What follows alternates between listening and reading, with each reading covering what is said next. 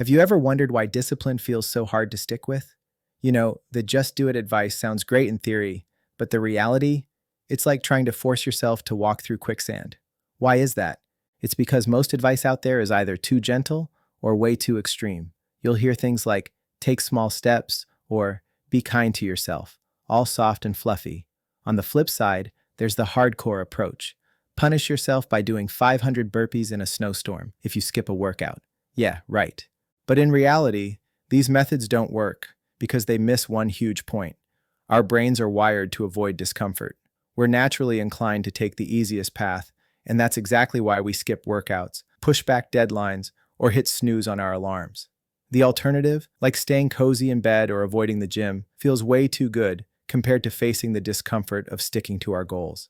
The problem isn't that you're weak, it's that your brain doesn't like discomfort, and unless you force it, you'll always pick comfort. So instead of trying to willpower your way through discipline, what if you flipped the script? What if you made it so inconvenient to skip your tasks that the lazy option actually feels worse than getting up and doing it? It's all about setting up your environment to work with you, not against you. Let's take a simple example, waking up early. How many times have you promised yourself you'd wake up at 6 a.m. only to find yourself snoozing the alarm like it owes you money? The classic advice tells you to find a compelling reason to wake up. But honestly, that's not the problem. The problem is that staying in bed is just the easier option. Now imagine this. You put your alarm across the room next to a cup of water. When it goes off, you have to get up to turn it off. And since you're already standing, why not chug that water? By the time you're done, your body is awake and going back to sleep seems like a hassle. Just like that, you're up and your brain is forced into action.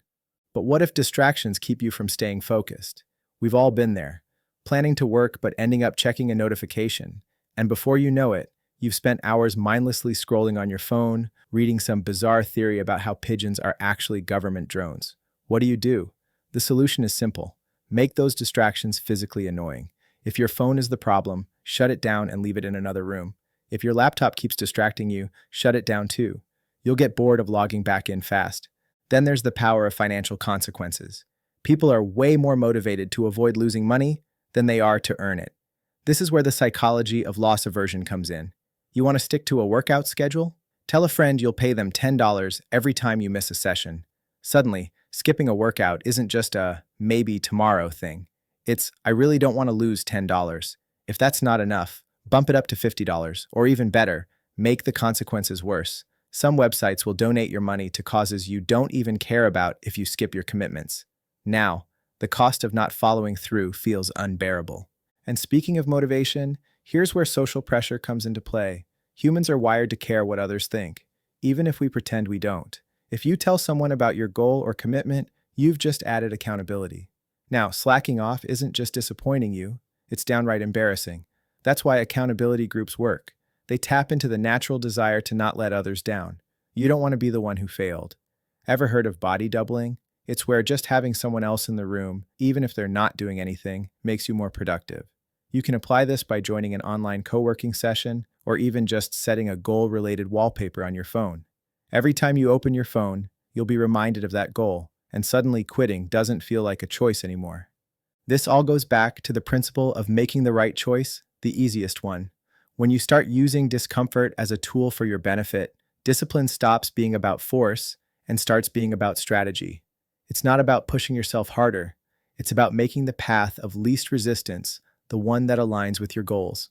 Behavioral psychology shows us that we don't change habits through inspiration alone. It's about consequences, immediate consequences. The atomic habits method calls it the inversion of the second law of behavior change. If you want a habit to stick, you have to make the bad option painful right now. Pain avoidance works far better than delayed gratification. That said, don't go too extreme. If losing $10 per missed workout is motivating, that's great. But if you make it $100 and still skip the workout, now you're just out $100 and probably demotivated. The key is finding a level of discomfort that's just annoying enough to keep you on track without crushing your motivation. One final thing, be smart about it. Your brain will always look for loopholes. If you set up your alarm across the room but start keeping a pillow to cover your ears, guess what? You've found a loophole. Adjust the system, outsmart yourself, And make sure the path of least resistance leads to success. Sometimes you'll fail. Sometimes the temptation to quit will be too strong. But that's okay. Discipline isn't about perfection. It's about making the right choice easier and the wrong choice harder. And if 8 out of 10 times you make the right choice because being lazy just feels too inconvenient, that's a win. And now that you've seen how to turn discipline into the easier choice, there's only one thing left. Put these steps into action and stick with it.